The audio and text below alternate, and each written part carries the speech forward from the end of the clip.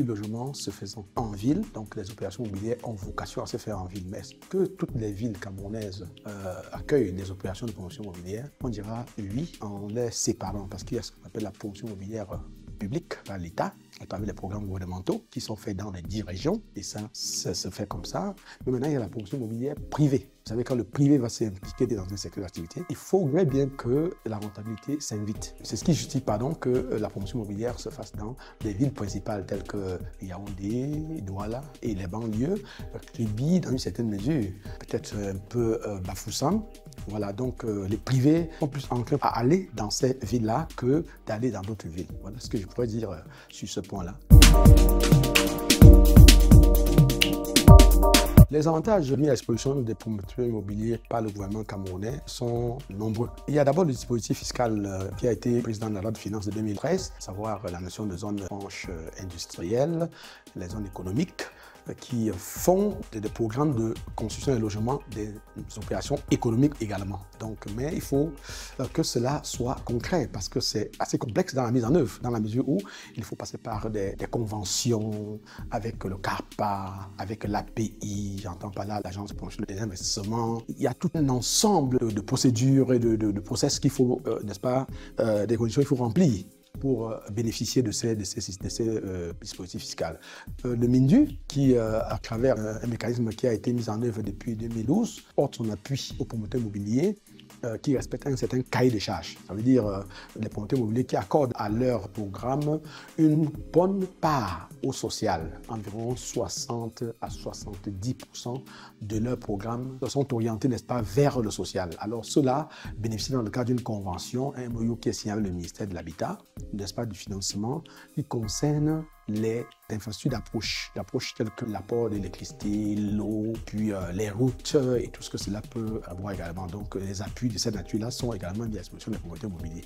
Bon, maintenant, est-ce que c'est suffisant? Est-ce que c'est pas suffisant? Il faut poser la question aux promoteurs en activité, parce que promouvoir des logements, c'est bien rendre service à l'État, c'est contribuer, n'est-ce pas, à la résorption des déficits en logement ou bien à l'augmentation de l'offre de logement, qui est également dans les missions régaliennes de l'État, à savoir loger ses citoyens. Oui, les enjeux auxquels la promotion immobilière est confrontée pour son développement sont de 4 ordres et s'appuient également sur les différents piliers que nous avons ensemble avec les acteurs et même le gouvernement identifiés, à savoir les 4 F. Nous parlons du premier pilier qui est le pilier foncier. Car sans le foncier, il ne pourrait être imaginé une opération de promotion immobilière. Donc, le foncier aujourd'hui est comme toujours le nerf de la guerre parce qu'en réalité, on a un problème de terrain, d'assiette foncière pour effectuer nos opérations foncières. Le terrain coûte très cher pour qu'un promoteur immobilier ne puisse en acheter assez pour des opérations. Et quand on sait que les opérations de promotion immobilière sont urbaines, alors il va sans dire qu'il est difficile, n'est-ce pas, d'acquérir en zone urbaine. D'où l'appel lancé à l'État pour l'aménagement des espaces et la mise à disposition. Parce que quand on dit le terrain, c'est pas seulement le terrain nu, c'est les terrains aménagés, constructibles, étant desservis par l'eau, l'électricité, toutes les infrastructures qu'on connaît, les hôpitaux à côté. C'est ça qu'on appelle terrain. Sinon, on va dire terrain est point foncier, mais il y a le terrain partout au Cameroun. Non, mais c'est pas de ça qu'il est question. C'est des terrains aménagés, propres à recevoir des logements. Voilà. Donc, ça, le point foncier, c'est le premier. Le deuxième problème est également un problème de formation, la formation des acteurs. Quand on parle des acteurs, c'est pas seulement les promoteurs immobiliers, mais c'est tous les acteurs intervenant dans la chaîne. C'est-à-dire quand vous travaillez avec des gens et que vous seuls savez où vous allez et les autres acteurs sur le chemin ne savent pas où vous allez et comment faire pour vous faire le chemin, ça constitue un blocage énorme. Donc, il y a une communication qui n'est pas faite sur l'activité immobilière.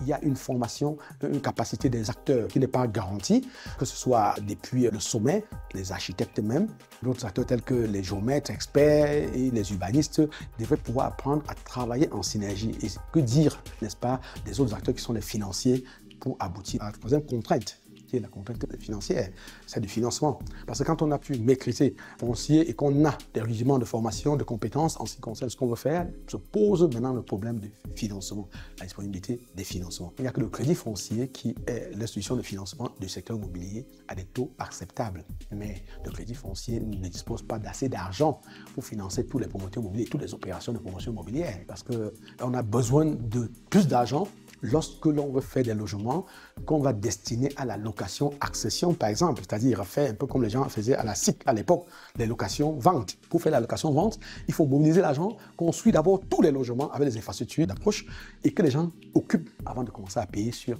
20 ans, sur 30 ans. Or, le crédit foncier n'a pas cet argent-là. Il faudrait qu'on mobilise davantage de fonds. Il faut même essayer de sensibiliser d'autres banques pour qu'ils puissent rechercher les fonds nécessaires pour financer les opérations long terme. Car ils sont tous, pour ces banquiers-là, les vendeurs d'argent de court terme, les opérations de commerce.